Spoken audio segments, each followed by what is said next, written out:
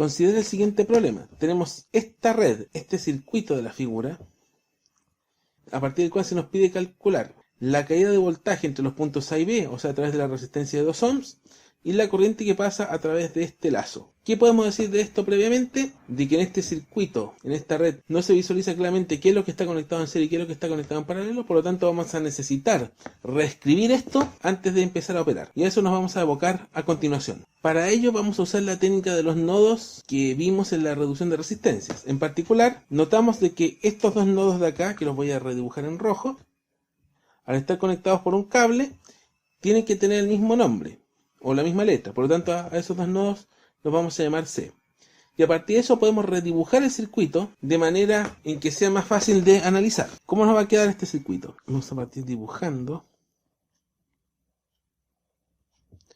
la fuente de 6 volts que va a estar conectada a los puntos A y C. Entre A y C,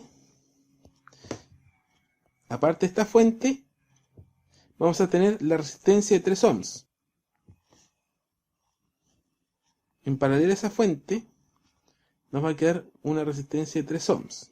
Luego, de A a B, vamos a tener una resistencia de 2 ohms, que tiene que ir ahí, o sea,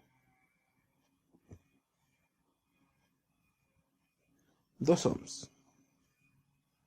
Bien, vamos a estar entre B y C, que esto va a llegar hasta un punto B. Luego, entre B y C vamos a tener una fuente de 20 volts. Tengo 20 volts acá, más menos. Entonces tenemos que esta fuente de 20 volts corresponde a esta de acá. Y entre B y C también tenemos una resistencia de 5 ohms. Por lo tanto, vamos a tener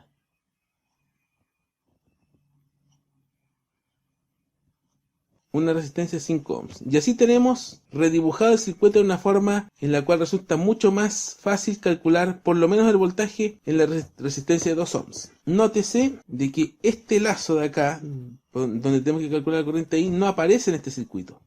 Por lo tanto, después de hacer algunos cálculos acá, vamos de alguna manera a tener que volver a este circuito para poder calcular esa corriente. Aquí tenemos el circuito dibujado de mejor manera. Y a partir de este podemos calcular el voltaje entre los puntos A y B, que sería exactamente este voltaje en la resistencia de 2 ohms. Lo podemos ver fácilmente de la siguiente manera. Tenemos de que este voltaje en la resistencia de 3 ohms, como está en paralelo a la fuente, va a ser 6 volts. Y tenemos además este voltaje de 20 volts acá. Por lo tanto, podemos hacer lo siguiente. Voy a aislar el tema acá.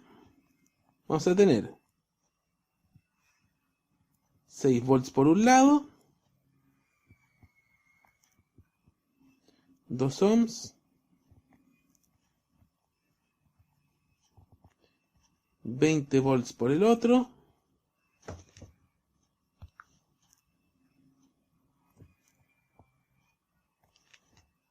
los nodos A y B, el voltaje VAB, y aquí podemos establecer una ley de voltaje de Kirchhoff. Haciendo una malla acá, donde podemos hacer LBK en esa malla A, donde vamos a tener, recorremos la fuente de 6 volts de menos a más, por lo tanto va a ser más 6 volts, recorremos la fuente de 20 volts de más a menos, menos 20 volts, y recorremos VAB de menos a más, por lo tanto queda más VAB igual a 0. Entonces aquí se puede despejar de que VAB va a ser igual a 20 volts menos 6 volts, y eso nos va a dar 14 volts. Y con eso contestamos la pregunta A del enunciado. Ahora nos queda obtener la corriente del lazo que quedó afuera del circuito reescrito, que es lo que vamos a hacer a continuación.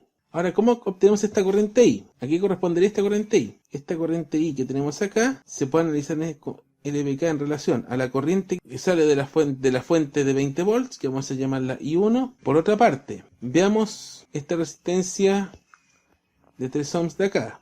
está en paralelo con la fuente 6 volts que está con mayor potencial en C y menor en A. Por lo tanto, aquí vamos a tener el positivo y el negativo de los 6 volts. ¿Qué significa esto? Que la corriente que va a fluir a través de la resistencia de 3 ohms, que va a ser así para el circuito de la izquierda, va a tener que ser de esta forma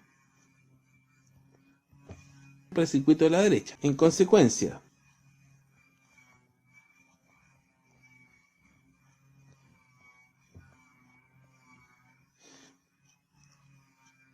aplicando la ley de corriente de Kirchhoff en ese nodo, vamos a tener de que la suma de las corrientes que entran, que es I1, va a ser igual a la suma de las corrientes que salen, que es la corriente I más la corriente I2. Por lo tanto, la corriente I que tengo que calcular va a ser la corriente I1 menos la corriente I2. Donde además la corriente I1 va a ser esa corriente de ahí. La I2 es fácil de calcular. La corriente I2 sería igual a los 6 volts partido en 3 ohms, que va a ser igual a 2 amperes. Tenemos que llegar ahora a la corriente I1. No tenemos I1 directamente, pero sí podemos calcular algunas otras cosas. Por ejemplo, podemos calcular esta corriente que vamos a llamar I3, que es la corriente a través de la resistencia de 2 ohms. Como tenemos VAB, podemos calcular I3. Y también podemos calcular esta corriente de acá, que vamos a llamarla I4, que corresponde a la corriente a través de la resistencia de 5 ohms. ¿Qué podemos hacer acá? Vamos a generar un nodo que vamos a llamar D, y podemos establecer una ley de corriente de Kirchhoff en el nodo D, que sería las corrientes que entran, que son I3 más I4, igual a la que sale, que es I1. ¿Y qué tenemos? Que I3 e I4 son fáciles de calcular. ¿Por qué? Porque I3 es VAB partido en 2 ohms. VAB lo tenemos que es 14 volts dividido en la resistencia de 2 ohms. Eso nos va a dar 7 amperes. La I4 también es fácil de calcular, que es 20 volts que caen sobre una resistencia de 5 ohms. Entonces eso va a ser 20 volts dividido en la resistencia de 5 ohms, nos va a dar 4 amperes. Con eso obtenemos I1 con facilidad, que sería 7 amperes más 4 amperes. Nos va a dar que la corriente I1 va a ser 11 amperes. Y con esto estamos dados para calcular la corriente I, porque va a ser igual a I1, que es 11 amperes, menos la corriente I2, que es 2 amperes, por lo que la corriente I que se nos pide va a ser igual a 9 amperes. Y con esto tienen calculado, o tenemos calculado ya, la pregunta B. Y con esto damos por resuelto el problema.